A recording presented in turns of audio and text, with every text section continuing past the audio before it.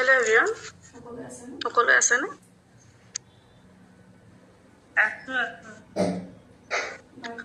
বাকি ষ্টাৰ্ট কৰোঁ নেকি? বাকীখিনি নাহে চাগে।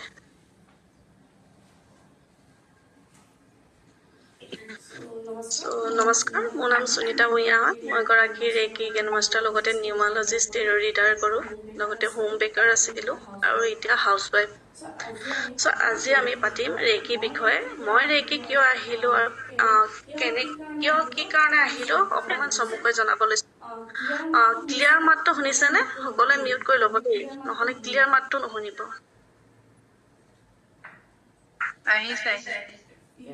ক্লিয়াৰ হৈছে? অ'কে।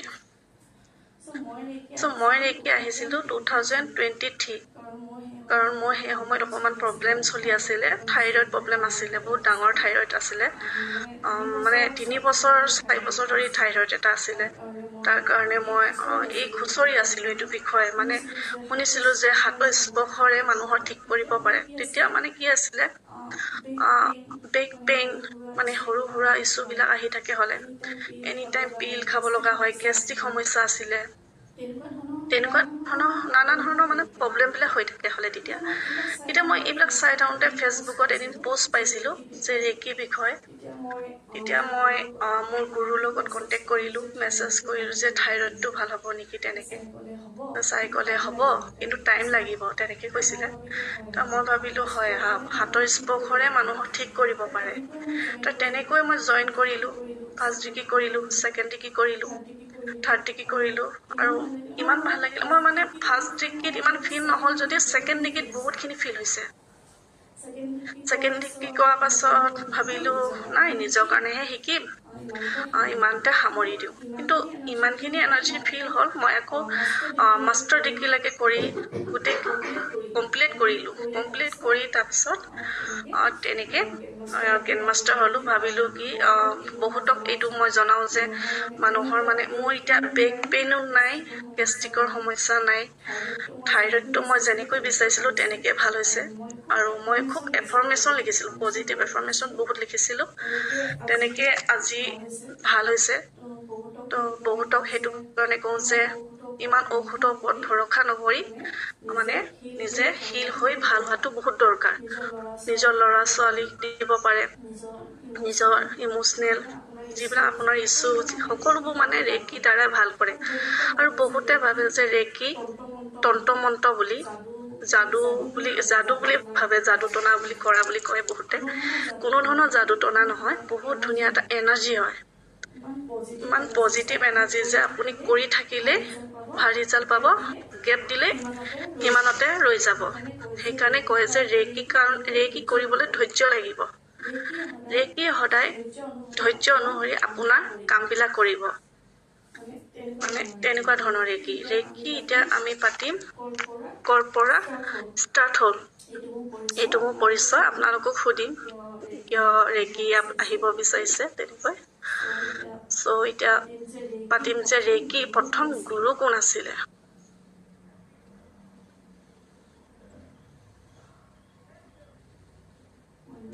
1 minute.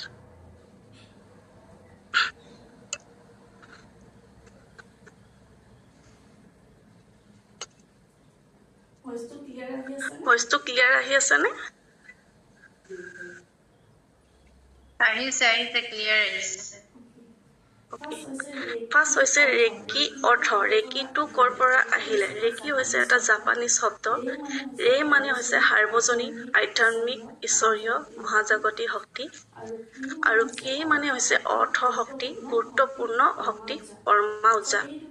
এই দুটা লগ লাগি ৰেকি শব্দটোৱে হৈছে আধ্যাত্মিক, ঈশ্বৰীয় শক্তি, মানে ইউনিভাৰ্চেলৰ এনাৰ্জি হয় এইটো। ইয়াৰ উদ্ভাৱন কৰিছিলে ডক্টৰ মিকাওছি ডাঙৰীয়াই। তেওঁ আছিল জাপানৰ, আৰু তেওঁ প্ৰতিস্থাপন কৰিছিল এই আমি বহুতে শুনিছোঁ উচুই ৰেকি বুলি। সেই নামটো, তেওঁৰ নামৰ যিটো উচুই আছিলে, মিকাওচুই, সেই উচুই ৰেকি বুলি বহুতে জানে। তেওঁ 1865 চনত এটা বুদ্ধ ধনী পৰিয়ালত জন্মগ্ৰহণ কৰিছিলে। বহুতে ভাবে ভাবে যে তেওঁ চাইনিজ বুলি, কিন্তু চাইনিজ নহয়, তেওঁ জাপান হয়। তেওঁ মানে এইবিলাক নলেজবিলাক লৈ থাকে আগৰ পৰাই। এতিয়া মানে তেওঁ এইখিনি পিছত পাতিম আপোনালোকক। তেওঁ বিশ্ববিদ্যালয়, খ্ৰীষ্টিয়ান বিশ্ববিদ্যালয়ত তেওঁ শিক্ষকতা কৰিছিলে। তেতিয়া মানে তেওঁ বাইবেল বহুত ফ'ল' কৰিছিলে। বাইবেল ফ'ল' কৰোঁতে তেওঁ মানে কি হ'ল, এদিন স্কুলত ষ্টুডেণ্টবিলাকক ক'লে যে যীশুছ বিশ্বাস কৰা নে? তেতিয়া ক'লে কি,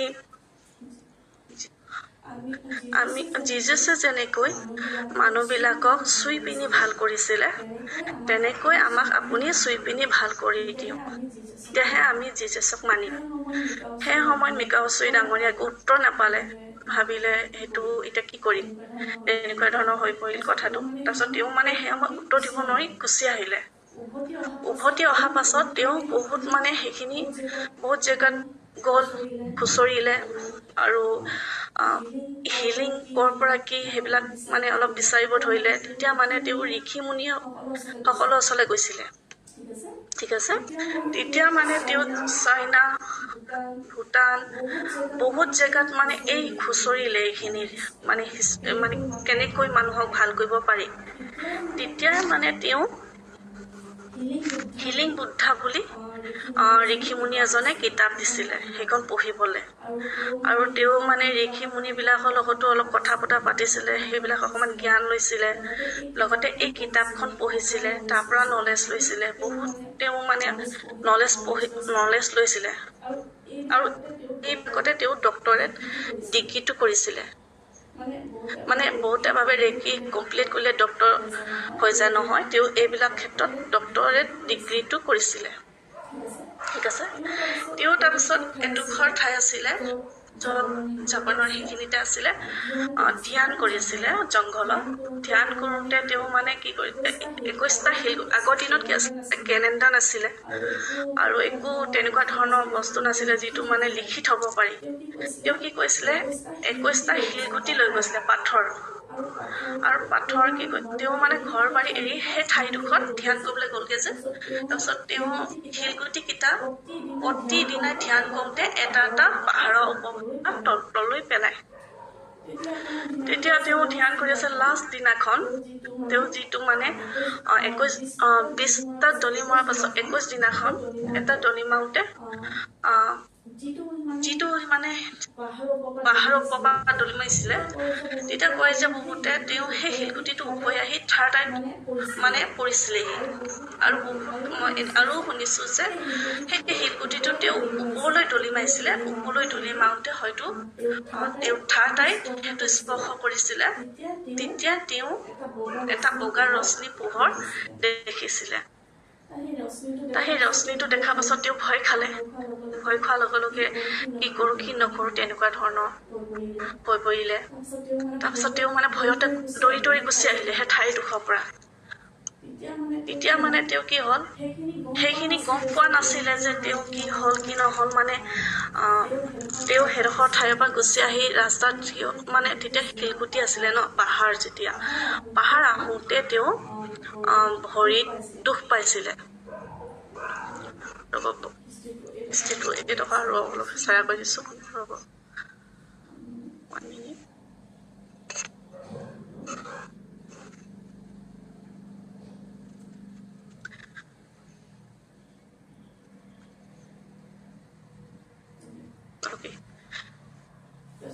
তাৰপিছত তেওঁ আহি আছিলে, ভৰিটো দুখ পালে।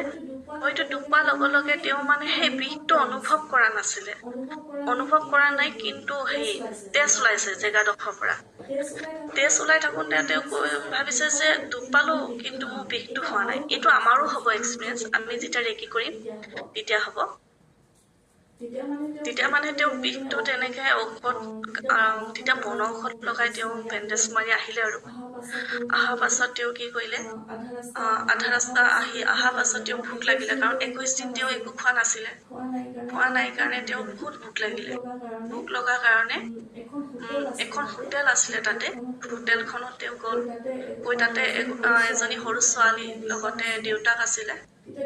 তেতিয়া দেউতাকে মানে হেৰি কৰি আছিলে, ভাত পানী বনাই আছিলে, খোৱা বস্তু বনাই আছিলে।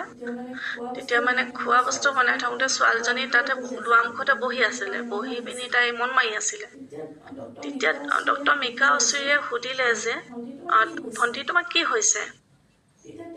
তেতিয়া তাই মানে উত্তৰ দিলে যে খুৰা মোৰ দাঁতৰ বিষ হৈছে, মই বহুত বিষাইছে, মই থাকিব পৰা নাই, তেনেকে ক'লে। তেতিয়া ডক্টৰ মিকাউচি ক'লে যে ভণ্টি তোমাক মই হিলিং দিব পাৰোঁ, আৰু ৰেকি এনেকুৱা হৈছে, বহুতে কয় যে ফ্ৰী লাগে, তেনেকুৱা নহয়। ৰেকি এটা ইউনিভাৰ্চেল এনাৰ্জি হয়, ইউনিভাৰ্চেল। সেইটো এটা আমি ইউনিভাৰ্চৰ পৰা সেইখিনি এনাৰ্জি লওঁ, তাৰ বিনিময়ত আমি কিবা এটা ল'ব লাগিব। সেইটো কাৰণে তাই যেতিয়া মানে হিলিং আৰু পাৰ্মিশ্যনো লাগিব। আপুনি কাৰোবাক যদি হিলিং দিয়ে পাৰ্মিশ্যন নোহোৱাকৈ আপুনি হিলিং দিব নোৱাৰে, পাৰ্মিশ্যন ল'বই লাগিব। আৰু সেইটো এটা এনাৰ্জি এক্সচেঞ্জ থাকেই, কাৰণ এইটো ইউনিভাৰ্চেল এনাৰ্জি। আৰু আমাৰো দেহত এটা এনাৰ্জি থাকে, আমি যিটো খাওঁ, আমি যিটো মানে এতিয়া মই কথা কৈ আছোঁ আপোনালোকে শুনি আছে, সেইটো এটা এনাৰ্জি হয়। আৰু আপুনি যে বহি আছে সেইটো এটা এনাৰ্জি হয়। ঠিক আছে, আপুনি পানীখিনি খাইছে সেইটো এটা এনাৰ্জি হয়, আপুনি ভাত খাইছে সেইটো এটা এনাৰ্জি হয়। সেই এনাৰ্জিটো মানে আমাৰ এটা ষ্টৰ হৈ থাকে, সেইটো কয় কুণ্ডালিনী হিলিং। সেইটো এটা বেলেগ পাৰ্ট হয়, সেইটো এটা এনাৰ্জি। কিন্তু আমি যিটো ইউজ কৰিম ৰেকি, সেইটো হৈছে ইউনিভাৰ্চেল এনাৰ্জি। এইটোৰ দ্বাৰা আমি ইউনিভাৰ্চৰ পৰা কানেক্ট কৰি সেই এনাৰ্জিটো লওঁ। সেইটো কাৰণে এনাৰ্জি এক্সচেঞ্জটো বহুত প্ৰয়োজনীয় হয়।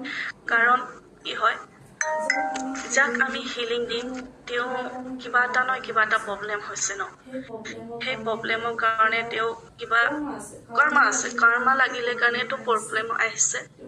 তেওঁ কিবা এটা কৰ্মাটো সেইটো মানে তেওঁ সেইটো ভুগিব লাগিব, সেইটো প্ৰব্লেম আহিব, সেইটো লিখা আছে। আনৰ কৰ্মাটো কাটিব হ'ল, আমি তেওঁ কৰ্মাটো কাটিছো, যিমান যি হয়। কৰ্মাটো কটাৰ লগে লগে কি হয়, সেই কৰ্মাটো আপোনাৰ গাত লাগি যাব পাৰে। আমি নিজৰ কৰ্মাখিনি কাটিছো মেডিটেশ্যন কৰি, মালা জাপ তেনেকুৱা ধৰণৰ কাটিছো। কিন্তু তেওঁতো কটা নাই, তেওঁ সেই কৰ্মাখিনি লাগে, সেইকাৰণেতো বহুত প্ৰব্লেম হৈছে। সেইখিনি কাটিব যোৱাৰ কাৰণে আমাৰ সেই প্ৰব্লেমখিনি আহিব পাৰে ট্ৰেন্সফাৰ হৈ। এইটো কাৰণে এনাৰ্জি এক্সচেঞ্জ বহুত দৰকাৰ। সেই এনাৰ্জি এক্সচেঞ্জটোৱে মানে কাটি দিয়ে, কাৰণ সেইটোৰ পৰা আপুনি হয়তো কাৰোবাক দুখীয়া মানুহক 2 পইচা হ'লেও দিব লাগিব। কাৰণ দুখীয়াখিনিয়ে কি আশা কৰে, ভগৱানকে আশা কৰে, ভগৱান তুমি আজি জবা হ'লেও দিয়া, হয়নে? হয়নে? শুনিছেনে? সকলোৱে হেল্ল', উত্তৰ দি থাকিব, তেতিয়া ভাল লাগে ন, মই অকলে কৈ থকা নিচিনা হৈছে।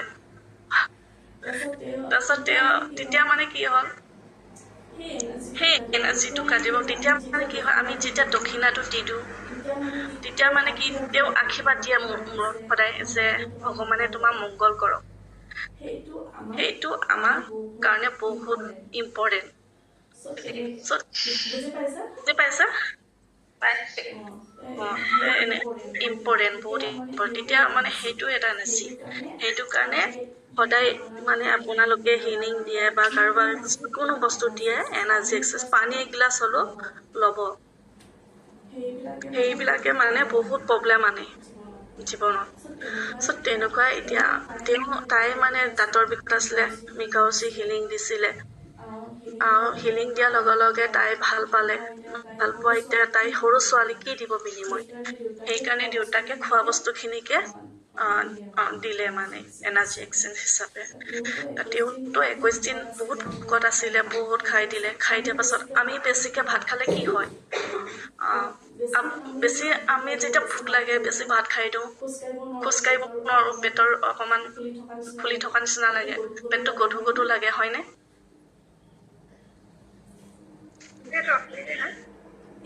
কি কৈছে?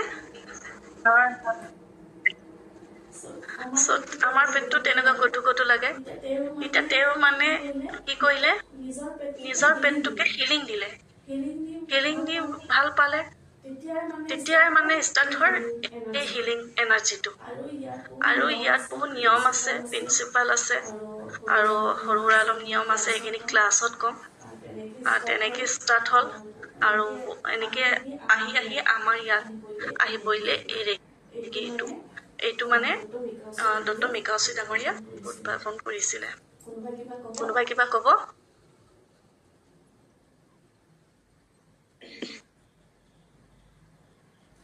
মোৰ ক'বলগীয়া আছিল। আৰু এটা কৈ দিছো, বহুতে ভাবে যে ৰেকি আহিলে নিৰামিষ খাব লাগিব। আৰু মই বহুতত শুনিছো যে অলংকাৰ খুলি পিনিহে ৰেকি কৰিব পাৰে বুলি মই বহুতত শুনিছো। সেনেকুৱা ধৰণৰ কোনো কথা নাই। এইটো এটা এনাৰ্জি হয়। এনাৰ্জিৰ লগত কোনো সেইবিলাক নাথাকে। আপুনি মাত্ৰ যোনদিনা মই ট্ৰিটমেণ্ট দিম সেইদিনাহে আপুনি নিৰামিষ খাব লাগিব, আৰু কমকে খাব লাগিব যাতে এনাৰ্জিটো ফ্ল' হয়। কাৰণ আপোনাৰ বডিত এটা এনাৰ্জি ভৰাই দিয়া হ'ব ন। সেইটোৱে কথা। মানে একদিন অকণ নিৰামিষ খালে হয়, আৰু কোনো ধৰণৰ প্ৰব্লেম নাই। মই টাইম জুৱেলাৰী পিন্ধিয়ে থাকো, হাতৰ পৰা নুখুৰো, আৰু এনাৰ্জি ইমান ধুনীয়া ফিল। আপুনি ভাবিব নোৱাৰে যে আপুনি লাইফত অনলাইনতে কৰিছে নে সন্মুখতে কৰিছে, একো ধৰিব নোৱাৰিব। বহুতো মানে মই সেইটো কুৱেশ্যন বহুত আহে, মই পাওঁ, সেইকাৰণে জনাই দিছো। মামু বাইদেউ কিবা কৈছিলে? বুলি ভাবিছো বাৰু।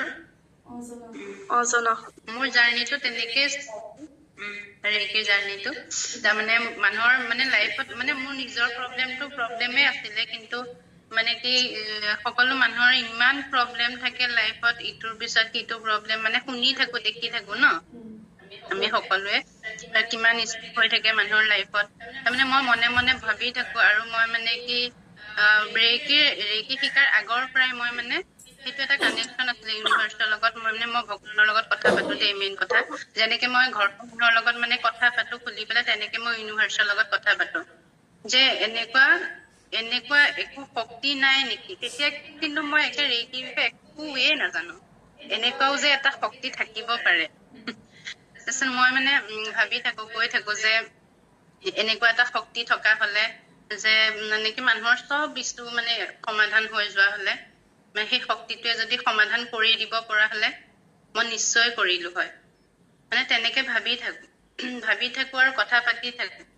তাৰ পিছতে এদিন ইউটিউব চাই থাকোতে ইউটিউবত পালো, মই ফেচবুকত পাইছো 2023ৰ কথা, 23ৰ আগষ্ট মাহত, 2023ৰ আগষ্ট মাহৰ কথা। মই চাই থাকোতে পালো মানে ফেচবুকত এটা লাইভ আহিছিলে। আপোনালোকে সকলোৱে শুনিছে চাগে গুৰুমাৰ কথা, এই ৰূপাঞ্জলি সতনামী গুৰুমাৰ কথা সকলোৱে জানেই। তেওঁৰ এটা লাইভ আহিছিলে। তেওঁ লাইভত আহি মানে কৈছিল, তেওঁ যিমান বিলাক মানে পেৰালাইচিছ মানুহ আছে, যিমান বিলাক মানে ডক্তৰে যিবিলাক পেচেণ্টক মানে হাত দাঙি দিছে নোৱাৰে, সেই পেচেণ্ট বিলাক মানে তেখেতে ভাল কৰিছিলে, হিল কৰিছিলে। আৰু হিল কৰাৰ পিছত মানে তেওঁ কথাখিনি যেতিয়া কৈছে, মানে তেওঁৰো বহুত ধুনীয়া এটা এক্সপিৰিয়েঞ্চ হৈছে।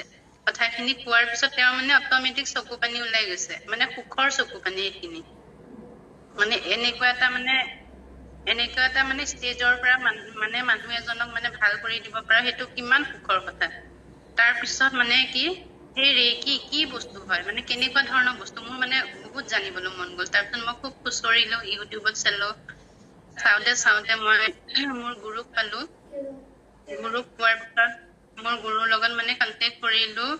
তেওঁক কন্টেক্ট কৰাৰ পিছত তেওঁৰ লগতে ৰেকি শিকা ষ্টাৰ্ট কৰিলো। আৰু আপুনি যে এতিয়া ক'লে, সুনিতা বাইদেউ, আপুনি যে ক'লে এতিয়া ডক্টৰ মিকাওচিৰ ভৰিত দুখ পাইছিলে, সেই এক্সপিৰিয়েঞ্চটো কিন্তু মই নিজেও কৰিছো, মোৰ নিজৰ ক্ষেত্ৰত হৈছিলে। তাৰমানে মই ভাবা নাছিলো কিন্তু এনেকুৱা হব পাৰে বুলি। মই মানে ঘৰৰ চোফাৰ খিনি মানে ইফাল সিফাল কৰোতে, চাফ চিকুণ কৰোতে, মই অলপ মানে বুঢ়া আঙুলিটোতে, সেই বুঢ়া আঙুলিটোতে দেই, ভৰি বুঢ়া আঙুলিতে দুখ পাইছিলো। অলপ দুখ পাওঁতে মানে বিষটো অকমান ফিল হৈছিলে, তথাপিও মানে মই বিষটো আমি অকমান দুখ পালে হাতেৰে যেনেকে আমি ধৰো, তেনেকে মানে মই হাতেৰে এনেকে জোৰছে ধৰি পেলাই ৰখি আছিলো। তাৰপিছত ধৰাৰ পিছত অকমান সময়ৰ পিছতে বিষটো নাই, নিজে নিজে নাইকিয়া হৈ গল। তাৰপিছত মই নিজেই মানে আচৰিত হৈ গৈছো কেনেকুৱা ধৰণৰ মানে তেতিয়া মই 2nd ডিগ্ৰী কৰি আছিলো দেই ৰেকি। তাৰপিছত মানে মই বহুত মানে ভাল, তাৰপিছত ছাৰক কলো, ছাৰে কৈছে হয় এনেকুৱা হয়, মানে ৰেকি কৰাৰ পিছত এনেকুৱা হয়, মানে হিল হৈ গৈছে অট'মেটিক নিজে নিজে। তাৰমানে মইতো বহুত বস্তু হিল কৰিছো, আনকি মানে পখিলাৰ পৰা জীৱ-জন্তুৰ পৰা গছ-গছনিৰ পৰা চবকে হিল কৰিছো। আৰু আৰু এনেকুৱা নহয় যে অকল মানুহ হিল হয়, হয় হয় মানে আপোনাৰ আৰু এটা হৈছিলে নেকি? আপোনাৰ কিবা তেল পৰিছিলে, তেতিয়াও বিষ হোৱা নাছিলে নেকি? এবাৰ কৈছিলে ক্লাছত কৈছিলে নেকি? এবাৰ মই পাহৰিলো বাৰু, মানে মই কিবা বনাই থাকোতেতো বহুত দিন হৈ গ'ল যে, অকণ কি বনাইছিলো পাহৰিলো। গৰম তেল পৰিছিলে, গৰম তেল পৰোতে কিন্তু মানুহৰ লগে লগে এটা টেমুনাৰ নিচিনা উঠি যায় গৰম তেল পৰে, কিন্তু মোৰ সেই বস্তুটো হোৱা নাছিলে, একোৱে হোৱা নাছিলে, মানে আচৰিত। তেনেকুৱা তেনেকুৱা হয়। মোৰো বহুত বহুত হৈছে। তেনেকুৱা এক্সপিৰিয়েঞ্চ বহুত হৈছিল। তাৰপিছত আৰু এদিন মই কিটচেনত কাম কৰি থাকোতে পখিলা এজনী উৰি উৰি আহি পেলাই মানে মোৰ হাততে পৰিলে, তাৰপিছত উৰিব নোৱাৰা হ'ল, তলত পৰি যায়। পখিলাজনী এনেকে হাতত থৈ মই ৰাইট হেণ্ডেৰে এনেকে হেৰি কৰি পেলাই হিল কৰিলো, তাৰপিছত পখিলাজনী নিজে নিজে উৰিব পৰা হৈ গ'ল। মানে অকল যে মানুহকে হিল কৰিব পাৰি তেনেকুৱা নহয়, জীৱ-জন্তু, গছ, আপুনি মৰি যাব ধৰা এজোপা গছক হিলিং দিলেও আপুনি মানে সেই গছজোপা জি উঠিব। মানে ইমানেই ইউনিভাৰ্চেল শক্তিটো, মানে ইমানেই বেছি, এনাৰ্জিটো ইমানেই হাই এনাৰ্জি, না সেইটো কোনেও সৃষ্টি কৰিব পাৰে সেই এনাৰ্জিটো, নে কোনোবাই মানে সেইটো ভাঙিব পাৰে, তেনেকুৱা মানে নহয়। সেইটো এনাৰ্জিৰ লগত কানেক্ট হলে বহুত ভাল হয়, আৰু বহুত বেমাৰ ভাল। আজাৰটো ভাল। থেংক ইউ মামু বাইদেউ, ইমানখিনি জনোৱাৰ বাবে। আৰু কোনোবা কিবা ক'ব? হয়, সঁচা কথা, নিজৰ লাইফত সঁচা সঁচা, যিখিনি এইটো সঁচা। যিখিনি কৰিব সেইখিনিয়ে গম পাব এইটো যে কিমান আজি কলেতো এনাৰ্জি শেষেই হয়। নহব, বহুত বেছি এক্সপিৰিয়েঞ্চ কৰিছো লাইফত। আৰু আৰু ধৈৰ্য লাগিব, ৰেকি সদায় ধৈৰ্য ধৰিলে আপোনাৰ হয়তো অলপ দিনৰ কাৰণে আপোনাৰ ইউনিভাৰ্চৰ পৰা টেষ্ট ল'ব পাৰে হা। যেনেকে আমি পৰীক্ষা কি হয়, পৰীক্ষাত যিমানখিনি পঢ়িলো লাষ্টত টেষ্ট পৰীক্ষা হয়, এক্সাম দিব লাগে, পাছ কৰিব লাগে, তেনেকেই আপুনি ইউনিভাৰ্চৰো পৰীক্ষা আহে। বহুতখিনি আপোনাৰ ধৈৰ্য কিমান আছে সেইটো চাব, আৰু এটা পৰীক্ষা কথা ল'ব, কওঁ, বহুতখিনি ধৰিব। মোৰ হাজবেণ্ডে কিন্তু এইবিলাক একেবাৰে বিলিভ কৰা নাছিলে, কৈছে কিনো শিকি আছা তুমি এইবিলাক, কি শিকি আছা বুলি কৈছিলে। কিন্তু এতিয়া মানে তেওঁৰ ইমানেই বিশ্বাস, কিবা এটা প্ৰব্লেম হলেই মোক কল কৰে। ইয়াত নাথাকে বাৰু, বাহিৰত থাকে। কিবা এটা প্ৰব্লেম হলে, কিবা এটা ইছ্যু হলে তেওঁ মানে মোকেই কল কৰে, মানে কয় আৰু এইটো প্ৰব্লেম হৈছে, অকমান হিল কৰি দিবাচোন বা চাই দিবাচোন, মানে তেনেকুৱা আৰু। এতিয়া মানে বহুত বিলিভ কৰে, মানে তেওঁ সেয়াই নিজে মানে সেইটো নিজেও এক্সপিৰিয়েঞ্চ কৰিছে। মানে কি হয়, আপুনি মই বহুতক দেখো ৰেকি শিকি কি কৰে, মাজতে এৰি দিয়ে। বহুত ষ্টুডেন্ট আছে ৰেকি শিকে কিন্তু মাজতে এৰি দিয়ে। পিছে মানে কি হয়, ধৈৰ্য লাগিব। হয়তো মই তেনেকুৱা পাইছো, ধৈৰ্য লাগিব। আপোনাৰ ইউনিভাৰ্ছে হয়তো টেষ্ট ল'ব পাৰে, কিমানখিনি আপুনি ধৈৰ্য ধৰিব পাৰে। যদি আপুনি যিখিনি আপোনাৰ প্ৰব্লেম আহিব, সেইখিনিত যদি আপুনি ইউনিভাৰ্চক বিলিভ কৰে যে যি আহিব মই পাৰ কৰিম, চাব সেইখিনি সময় আপোনাৰ যেনে তেনে পাৰ হোৱাৰ পাছত আপোনাৰ লাইফটো টোটেলি চেঞ্জ হৈ যাব। ইমানখিনি মই গেৰাণ্টি দিব পাৰো আপোনাক। কিন্তু ধৈৰ্য লাগিব, ধৈৰ্য নহলে মানুহ একো কৰিব নোৱাৰে। মানে জীৱনটো কিন্তু বহুতে সলনি হয়। মানে যেতিয়া ৰেকি মানে এইটো জাৰ্নিলে মানুহ আহে, মানে সেই আগৰ মানুহজনী হৈ নাথাকে আৰু, একে কমপ্লিট মানে চেঞ্জ হৈ যায়, মানে একে টোটেলি মানে চেঞ্জ হয়, লাহে লাহে কিন্তু হৈ যায়। মোৰো বহুত প্ৰব্লেম আহিছিলে, চকু পানী ওলাই যায়, এৰো লাগি যায়, এনেকুৱা চিটুৱেশ্যন আহি যায় যে মই আধাতে এৰি দিওঁ। কিন্তু মোৰ ধৈৰ্য আছিলে যে মই কৰিব পাৰিম, সেইটো সাহস মানে আছিলে। আৰু বহুত প্ৰে কৰিছিলো যাতে যি চিটুৱেশ্যনে নাহক মই পাৰ কৰিম। তেনেকে আৰু কান্দি কান্দি অকমান গ'ল আৰু তেনেকে কৰিলো পাৰ দেই। কিন্তু লাষ্ট খিনিত এটা মিৰাকল দি দিলে নহয়, ক'ব নোৱাৰো মানে কেনেকে চেঞ্জ হৈ গ'ল। তেনেকুৱা ধৰণৰ আপোনাৰ প্ৰব্লেম সেইকাৰণে কৈছোঁ হয়তো অকণমান প্ৰব্লেম আহিব কিন্তু ধৈৰ্য ধৰি যদি আপুনি পাৰ কৰে বহুত ধুনীয়া এটা আপুনি এটা লাইফ পাব তো ধৈৰ্য ধৰিব লাগিব সেইটোৱে কওঁ আৰু কোনোবাই কিবা ক'ব মৃণালী হাজৰিকা বাইদেৱে কিবা ক'ব নেকি মইতো আপোনাৰ পৰা উপকৃত হৈছোৱেই এয়া মোৰ দুজন পেচেণ্টৰ ক্ষেত্ৰত মামু হাজৰিকাই যথেষ্ট সহায় কৰিছে মোক ইন্দোৰ মোৰ জাপানী এনকেফেলাইটিছ হৈছিলে তেওঁ ৰিকভাৰী কৰিছে ডাঙৰ কথা আৰু সেইটো মানে থেংক ইউ ইউনিভাৰ্চিটি তাৰপিছতে মোৰ আৰু নিৰ্বাহ এজনৰ ক্ষেত্ৰতো যথেষ্ট সহায় হ'ল তেওঁ ভালকৈ এটা মেজৰ অপাৰেশ্যন মানে তেওঁ ভাল কাম কৰিলে আৰু ভাল হ'ল তেওঁ সুস্থ খোজকাঢ়িব পাৰে শুনিছে ন শুনিছোঁ থেংক ইউ আপোনাৰ কাৰণে মানে বহুত মানে মেজৰ অপাৰেশ্যন হৈছিলে তেওঁৰ মানে প্ৰে কৰিবলৈ দিছিলে মই ৰেকি দিয়া নাছিলো ইয়াৰ পৰা প্ৰে কৰিবলৈ বহুতে প্ৰে কৰিবলৈ দিয়ে এঞ্জেল প্ৰে কৰিব বহুতে এঞ্জেল প্ৰেও কৰো কিন্তু সেই প্ৰেটোত বহুত শক্তি থাকে আৰু বহুত মানে মানুহে কালিয়ে মোৰ এটা মানে চিৰিয়াছ এটা কণ্ডিশ্যন মানে ঘটনা ঘটিছে ৰাতি মইতো 11টা মানত শুইছো মই কিবা মোৰ নিজৰ কামখিনি কৰি আছিলো টেবুলত তাৰপিছতে মোৰ 10:30 মানত কল আহিছে কল কৰিছে কিন্তু মই কলটো উঠোৱা নাই দেৰি হলে মই কল যিহেতু নুঠাও ক্লাইণ্টৰ তাৰপিছত মোক মেছেজ কৰিছে মেছেজ কৰাৰ পিছত মই ফোনটো উঠাইছো উঠোৱাৰ পিছত যে এজনী সৰু ছোৱালী ক্লাছ 8-9 মানত হ'ব ছোৱালীজনী তাৰপিছত ছোৱালীজনীয়ে মোক কল কৰি কৈছে কান্দি কান্দি কৈছে খুৰী আমাৰ মাৰ আৰু কিবা এটা প্ৰব্লেম হৈছে আপুনি কিবা এটা কৰক সোনকালে তাৰপিছত মই কৈছো কি হৈছে তেওঁৰ কৈছে কি নাজানো কি হৈছে মানে মা মানে একদম চেন্স নাই মানে খালি কিবা কিবি বকি আছে আৰু মানে কি মোৰ মাক দেউতাক নাই আইতা ককাক নাই তেওঁলোকে নিবলৈ আহিছে মই তেওঁলোকৰ লগত যাওঁ এনেকে কৈছে কিন্তু মই তেনেকুৱা চিটুৱেশ্যন বিলাক আচলতে হেৰি কৰা নাছিলো তথাপিও মই বহুত সাহ লৈ পেলাই কালি বহুত মানে সকলোকে আৰু মোৰ যিমান গাৰ্জেন এঞ্জেলছ আছে ইউনিভাৰ্ছক কৈছো মানে সকলোকে যিমান আছে সকলোকে মাদাৰ নেচাৰ মাদাৰ আৰ্থৰ লগত মই বহুত কানেক্ট হয় আৰু তেওঁলোকৰ লগত কানেক্ট হৈ পেলাই প্ৰে কৰি তাৰপিছত মই হিলিং দিলো তেওঁক তাৰপিছত হিলিং দিয়াৰ পিছতে সেই মানুহগৰাকী চিঞৰ বাখৰ কৰি থকা মানুহগৰাকী কিন্তু শুই গৈ একদম ৰাতিপুৱাহে সাৰ পাইছে তাৰপিছত মই ৰাতিপুৱা 6:30-7টা মানৰ বজাতে ফোন কৰি পেলাই খবৰ লৈছো যে তোমালোকৰ মা এতিয়া কৈছে মা এতিয়া ভাল এতিয়া মা কমপ্লিট ভাল হ'ল এনেকে বুলি কৈছে তেতিয়াহ'লে ভাবকচোন কিমান এটা ডাঙৰ মানে কি অকল যে বেলেগৰ কাৰণে নহয় নিজৰ ফেমিলি মেম্বাৰৰ কাৰণে নিজৰ ঘৰখনৰ কাৰণে শিকিব লাগে কাৰণ এনেকুৱা এটা চিটুৱেশ্যনত আপুনি ডক্টৰৰ ওচৰলৈ নিয়াৰ আগতেই যাতে আপোনালোকে নিজেই সেইখিনি মানে সেই সময়টোলৈকে ডক্টৰৰ ওচৰলৈ নিয়াৰ সময়টোলৈকে সেইখিনি আপুনি কণ্ট্ৰল কৰি ৰাখিব পাৰে ভালকে গোটেইখিনি মানে হেৰি কৰা আপোনাৰ কেপাচিটি থাকে সেইকাৰণে মানে প্ৰত্যেক ঘৰতে মানে এজন হিলাৰৰ প্ৰয়োজন হয়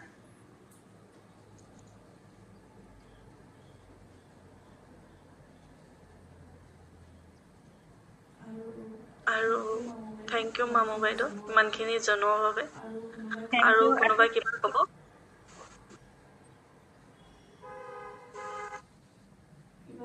কিবা সুধিব লগা আছে নেকি বিষয়ে আজি কি কৰিব লাগিব আজি দিনটোত কওকচোন সেইটো জানিবলৈ মন গৈ আছে আজি যিটো ৰিচুৱেল আছে অকণমান পাছত কৈ আছো আৰু কোনোবাই কিবা সুধিব আছে যদি সুধিব পাৰে তাৰপিছত ৰিচুৱেলটো কৰিম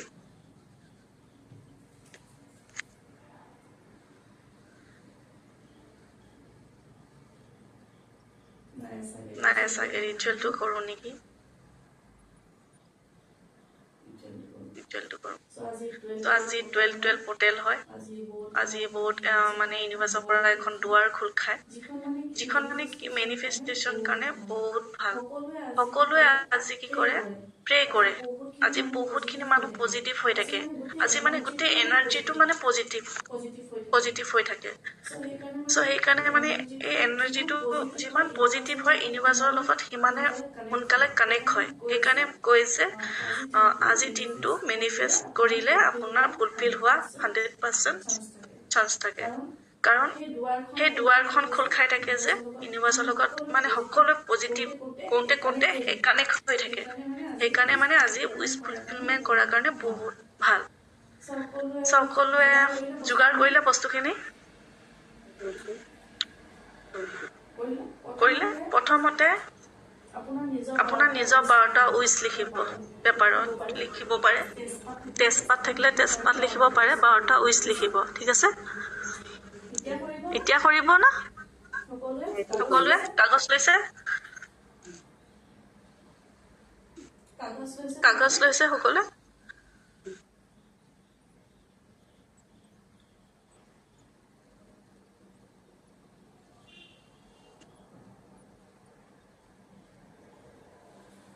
নিজৰ